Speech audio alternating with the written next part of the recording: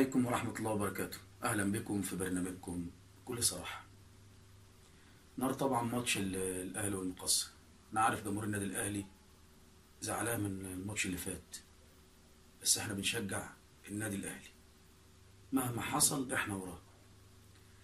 النهارده هتكلم شوية عن ماتش المقصة، لكن في الآخر يا ريت اللي بيسمع الفيديو يستنى، عشان هنتكلم عن الغلاف بتاع الأهرام الرياضي ومحمد شبانة. فالأول نبدأ بماتش النادي الأهلي والمقصة.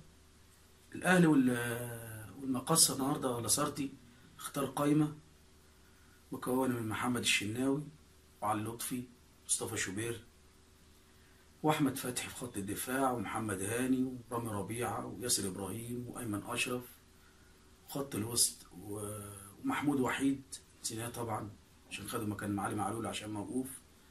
خط الوسط خد كريم ندفد وعمرو السولية وحمدي فتحي ورمضان صبحي وجونيور أجاييه وحسين الشحات وصالح جمعة طبعا ومحمد شريف. وخط الهجوم وليد أزارو وصلاح محسن. طبعا علي معلول عشان 3 انذارات، وجيرالدو عشان 3 انذارات، وريح طبعا مروان محسن وناصر ماهر دول للراحة. وسعد سمير طبعا ربنا يشفيه، اتعور في الماتش اللي فات وجاله قطع جزئي في الرباط الصليبي الخلفي، بس الحمد لله الدكتور احمد عبد العزيز قال ان هو مش محتاج جراحة ومحتاج تأهيل، و3 اشهر ان شاء الله يبقى ينزل الملعب. نتوقع مع بعض كده التشكيل من وجهة نظري.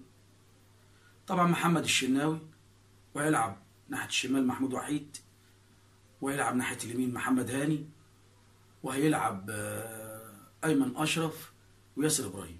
في نص الملعب هيلعب عمرو السولية وكريم ندفد، وقدام صالح جمعة ورمضان صبحي وجونيور أجاييه ووليد أزارو. لكن أنا تقول لي أنا نفسي يلعب صالح جمعة وجونيور أجاييه وحسين الشحات ويلعب بأزارو ويريح رمضان صبحي عشان محتاجينه في الماتش بتاع يوم السبت.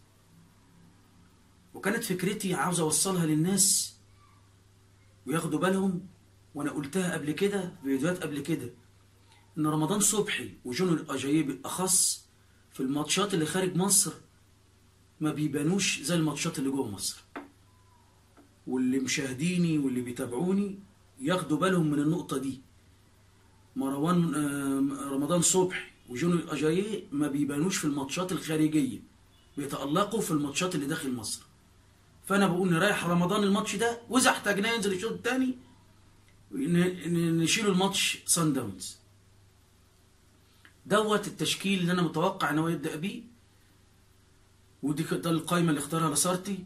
وبالتوفيق إن شاء الله للنادي الأهلي، وبإذن الله ربنا ينصر النادي الأهلي، وده يبقى خير استعداد لصن داونز. صن داونز ده احنا زي ما احنا قلنا، انا بالنسبه لي فرصه التاهل صعبه جدا، بس طبعا احنا عارفين النادي الاهلي وجمهور النادي الاهلي ما بيعرفش المستحيل. ومش هنقول غير كلمه واحده، يا رب. وانا بقول للعيبه كابتن سيد عبد الحفيظ يبلغ لاسارتي، جمهور الاهلي مش هيقبل غير بالرجاله في الملعب. احنا نحس انها هتموت نفسها في الملعب، والنتيجة دي بتاعت ربنا. النتيجة بتيجي وربنا بيوفق مع التعب والمجهود، على قد ما هتتعب على قد ما هتلاقي. جمهور النادي الأهلي مش هيبخل عليكم بقطرة عرق، بصوت، بندهة. جمهور الأهلي مش هيبخل عليكم بأي حاجة.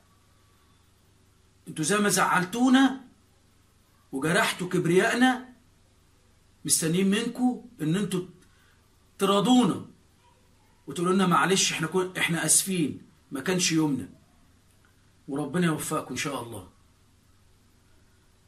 ده بالنسبه لماتش المقصه النهارده. وكلمتين عن ماتش سان داونز اللي ان شاء الله قبل الماتش هنعمل الفيديو ونتكلم برضو. نيجي لغلاف الاهرام الرياضي. طبعا احنا عارفين الاستاذ محمد شبانة اللي كان رئيس رابطه النقاد الرياضيين، ودلوقتي هو عضو في الجديد في نقابة الصحفيين في الانتخابات اللي فاتت، وعارفين انتماء ان هو زملكاوي، وعارفين انتماء ان هو كان مع محمود طاهر وبيشجع محمود طاهر.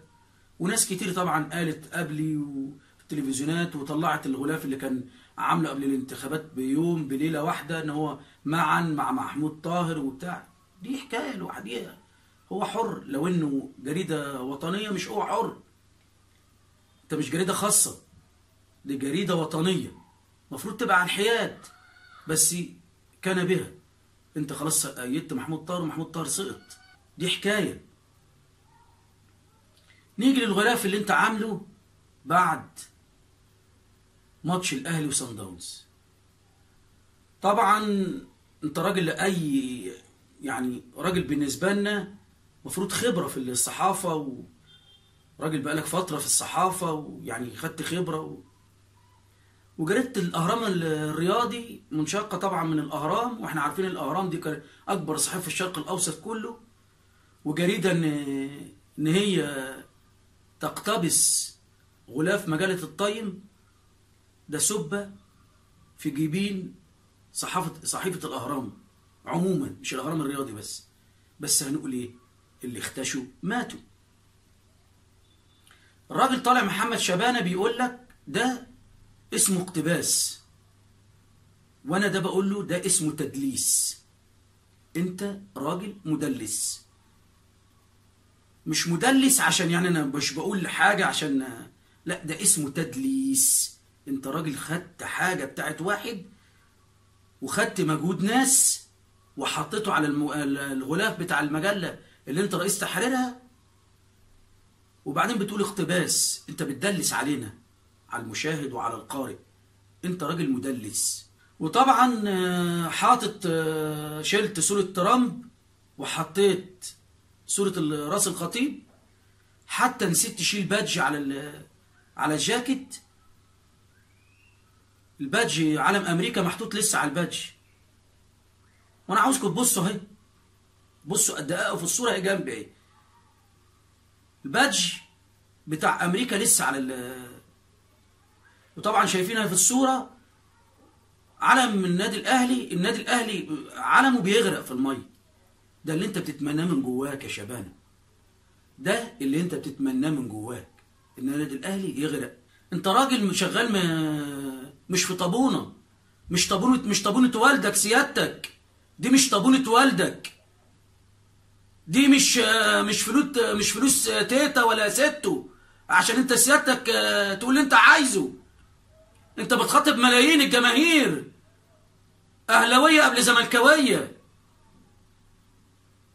اذا ما كنتش عندك حياد وعندك مسؤوليه وعندك ضمير ما تكتبش ولا تتكلم. انت بتقبض من فلوس الدوله، انت راجل بتقبض من فلوس الدوله، بتقبض من فلوس انا دافع ضرايب انا وجميع المصريين.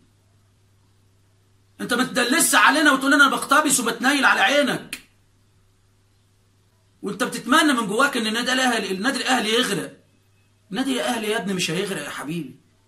النادي الاهلي يا شبانه واللي يعلى اشكال شبانه، انتوا طبعا كلكم عبيد للراجل رئيس الخراره، حتى لو انت في الظاهر بتشتمه، لكن انت مستني اللي يقول لك ابوك وامك. الكابتن محمود الخطيب طبعا محترم، لا هيقول لك لابوك وامك ولا يقول لاي حد لابوك وامك. فطبعا انتوا بتمنين الخطيب يقع عليه. هو الخطيب يا شبانه، هو الخطيب عمل لك ايه؟ اساء ليك ايه؟ اساء لك في ايه الخطيب؟ اساء لايه لاي واحد صحفي؟ اساء له قال له ايه؟ لكن ازاي يبقى محترم؟ انا واخد ان يشتموني ويهزقوني، انا واخد واحد يقول لابوك وامك ويا دي يا شبانه ويا دي اللي مش عارف ايه، واللي قعدك في البيت واللي هقفل لك ايه، وما دخلش الصحافه النادي ويقفل عليهم، والصحفيين كذا والصحفيين كذا، وانتوا بتاخدوا زي على دماغكم بالجزم وبتسكتوا.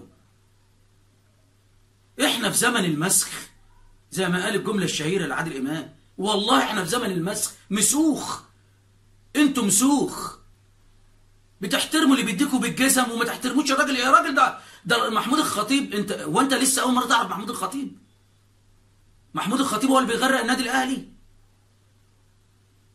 هو محمود الخطيب اللي غرق النادي الاهلي؟ مش عارف انا، لكن هنقول ايه؟